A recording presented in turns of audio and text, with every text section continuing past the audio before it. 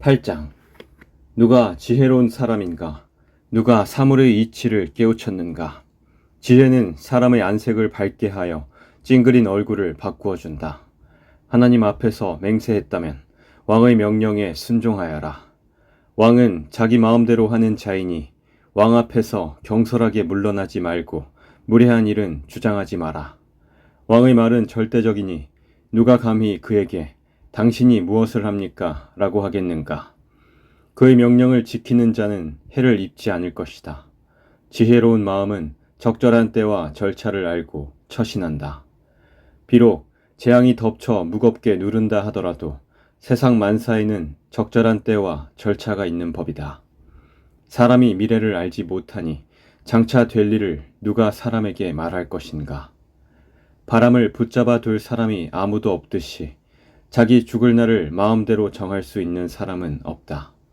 누구도 전쟁에서 자유로울 수 없듯이 악을 행하는 사람은 처벌을 피할 수 없다. 해 아래 되어지는 이 모든 일들에 내 마음을 쏟아 이 모든 것들을 살펴보았다. 사람들은 타인을 조종하려고 하다가 스스로 화를 자초하는 때가 있다. 그런데 나는 악인들이 묻히는 것을 보았다. 그들은 한때 성소에 드나들었던 자들이다. 그들은 성읍에서 악행을 하곤 했으나 사람들은 그들을 칭송하였다. 이건 역시 허무한 일이다. 악한 일을 해도 당장 처벌을 받지 않기 때문에 사람들은 죄를 짓고자 하는 마음을 갖게 된다. 악인은 100번이나 죄를 짓고도 장수할 수 있다.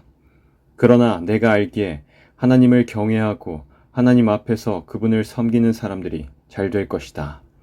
왜냐하면 악인은 하나님을 섬기지 않기 때문에 형통할 수 없고 그들의 날은 그림자처럼 오래 갈 수 없을 것이다. 세상에서 일어나는 일 중에 또 다른 허무한 일이 있다.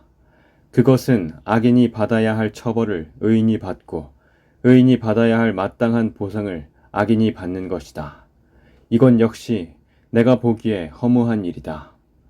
이러므로 나는 삶을 즐기라고 권하고 싶다.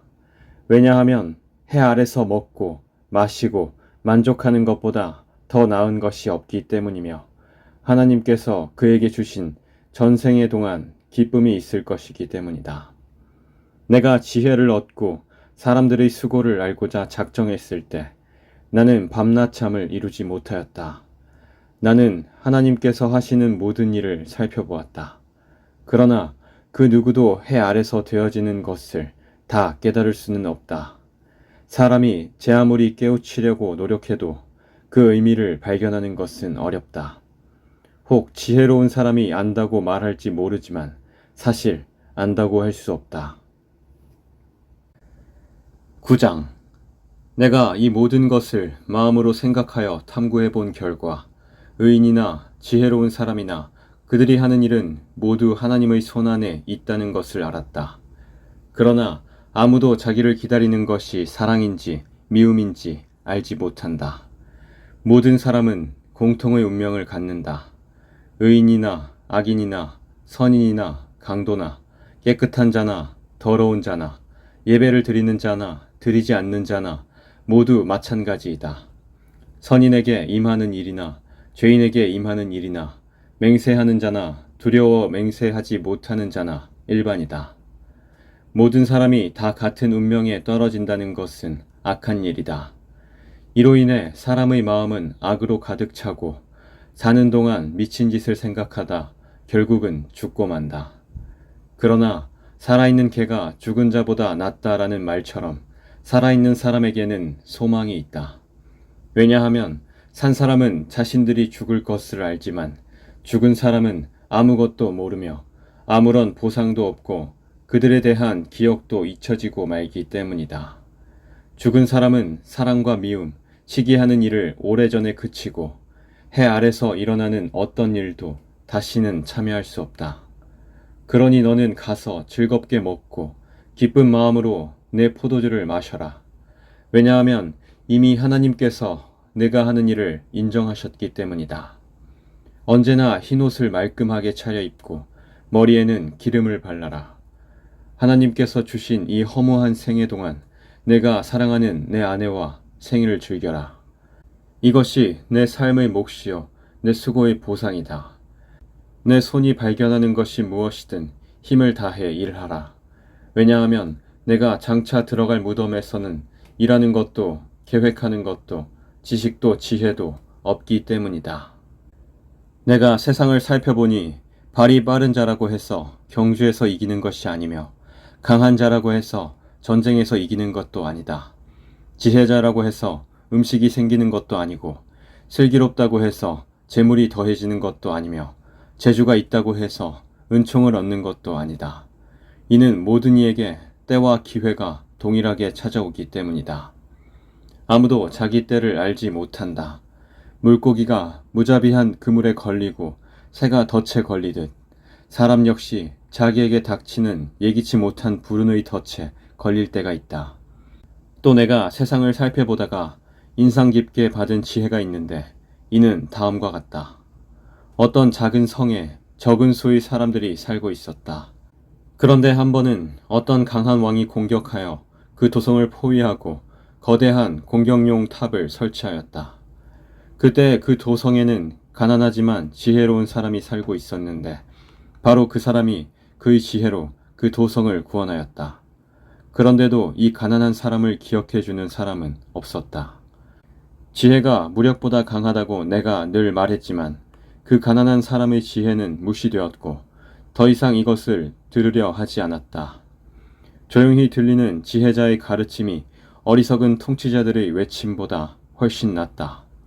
지혜는 무기보다 낫지만 한 사람의 죄인이 다수의 행복을 파괴하고 만다. 10장. 죽은 파리들이 향수에서 악취가 나게 하듯 조그마한 어리석음이 지혜와 영예를 더럽히고 만다. 지혜자의 마음은 옳은 곳으로 향하지만 어리석은 자의 마음은 그릇된 곳으로 향한다. 어리석은 자는 길을 걸을 때에도 지혜가 모자라 자신의 우둔함을 모두에게 드러낸다. 통치자가 내게 화를 낸다 해도 내 자리를 떠나지 마라. 왜냐하면 침착하기만 하면 큰 실수를 막을 수 있기 때문이다. 내가 또한 살펴보니 통치자와 연관된 패단이 있었다. 어리석은 자들이 높은 자리에 앉고 부한 자들이 낮은 자리에 앉았다. 또 살펴보니 노예들은 말을 타고 귀족들은 노예처럼 걸어갔다. 함정을 파는 자는 자신이 그곳에 빠질 수 있고 벽을 허는 자는 독사에 물릴 수 있다. 돌을 떠내는 자는 돌 때문에 상할 수 있고 장작을 패는 자는 장작 때문에 죽을 수 있다. 무딘 도끼날을 갈지 않으면 힘이 많이 들지만 지혜를 쓰면 성공한다. 뱀에게 마술을 걸기 전에 물린다면 그의 마술이 무슨 소용이 있겠는가? 지혜자의 말은 은혜롭지만 어리석은 자는 자기 두 입술로 신세를 망친다. 어리석은 자는 미련하게 말하기 시작하다가 나중에는 미치광이처럼 말을 하고 만다. 이렇듯 어리석은 자는 말을 많이 한다. 1분 앞도 알지 못하는 사람들이 죽은 다음에 일어날 일을 어떻게 말할 수 있겠는가? 어리석은 자는 자기 일에 지쳐서 자기 동네 가는 길도 찾지 못해 허둥댄다. 왕이 노예 출신이고 대신들이 아침부터 잔치에 빠져 있는 나라여 화가 있을 것이다. 반면 왕이 귀한 집안 출신이고 대신들이 즐기기 위함이 아니라 건강을 위해 먹는 나라여 복되도다. 게으르면 석가래가 내려앉고 태만이 손을 놀리면 집이 샌다. 잔치는 즐거움을 위한 것이고 포도주는 인생을 즐겁게 해주는 것이며 돈은 모든 것을 해결해준다. 마음으로도 왕을 저주하지 말고 잠자리에서라도 부자를 저주하지 마라. 왜냐하면 공중의 새가 내 말을 전하고 날짐승이 내 말을 전파할 것이기 때문이다. 11장. 씨앗을 물 위에 던져라. 수일 후에 그것을 거두게 될 것이기 때문이다. 재산을 7군데 아니 8군데에 투자하여라. 이 세상에 어떤 불운이 닥칠지 모르지 않는가. 구름에 물이 가득 차면 조만간 땅 위로 쏟아진다. 나무가 남쪽으로든 북쪽으로든 쓰러지면 그것이 쓰러진 자리에 그냥 놓일 것이다. 바람만 살피는 자는 씨 뿌리지 못하고 구름만 살피는 자는 추수하지 못한다. 내가 바람이 다니는 길을 알지 못하고 태아의 뼈가 어머니 뱃속에서 어떻게 형성되는지 알지 못하는 것처럼 모든 것을 행하시는 하나님의 일을 어찌 알 수 있겠는가? 아침에 씨를 뿌리고 저녁에 내 손을 태만히 놀리지 마라. 이것이 잘 될지 저것이 잘 될지 혹은 둘 다 잘 될지 누가 알겠는가? 환한 세상이 좋으니 태양을 바라보는 눈이 얼마나 행복한가? 사람이 오래 살 때 매일의 삶을 즐겨라. 그렇지만 어두운 날들도 기억하여라. 이는 그런 날들도 많을 것이기 때문이다. 장래일은 허무하다. 청년이여, 내 젊은 시절을 즐거워하여라. 내 젊은 날에 마음을 기쁘게 하여라. 내 마음이 원하는 것과 내 눈이 보는 것을 따라 즐겨라. 그렇지만 이 모든 일들에 하나님의 심판이 있다는 것도 기억하여라. 그러므로 내 마음에서 불안을 없애고 나쁜 일을 없애라. 너희 젊은 때는 빨리 지나가 버린다. 12장. 그러므로 너는 내 젊음의 날에 곧 내 괴로운 날들이 닥치기 전에 이제는 사는 것이 낙이 없구나 라고 말할 때가 닥치기 전에 창조주를 기억하여라. 해와 달과 별이 어두워지기 전, 비바람이 휩쓸고 지나간 후 다시 구름이 몰려오기 전에 그분을 기억하여라. 그날이 오면 너를 보호하던 팔도 힘을 잃을 것이며 강한 다리도 약해지고 구부러질 것이며 너희 치아가 다 빠져 씹지 못하게 될 것이며 너희 눈도 희미해질 것이다. 귀도 어두워져 거리에서 나는 소리도 잘 들리지 않을 것이며 노랫소리도 거의 듣지 못할 것이며 맷돌 소리도 희미해질 것이다. 새가 첫 노래를 부를 때 내가 깰 것이다. 그때 너는 언덕 오르기를 무서워하고 거리에 나서는 것조차 두려워할 것이다. 살구나무에 꽃이 피고 메뚜기도 다리를 질질 끌 것이며 식욕도 나지 않을 것이다. 내가 영원한 내 집으로 돌아가면 조문객들이 분주히 길거리를 오갈 것이다. 은줄이 풀리고 금그릇이 깨어지기 전에 물 항아리가 샘 곁에서 깨어지고 두레박근이 우물에서 끊어지기 전에 너는 창조주를 기억하여라. 그때 흙으로 만들어진 인간은 흙으로 돌아가고 그 영은 그것을 주신 하나님께로 돌아간다. 설교자가 외친다. 인생은 정말 허무하다. 세상 만사가 너무 허무하다. 설교자는 지혜롭게 사람들에게 지식을 전달하였다. 또 그는 탐구하고 연구하여 많은 경구들을 만들었다.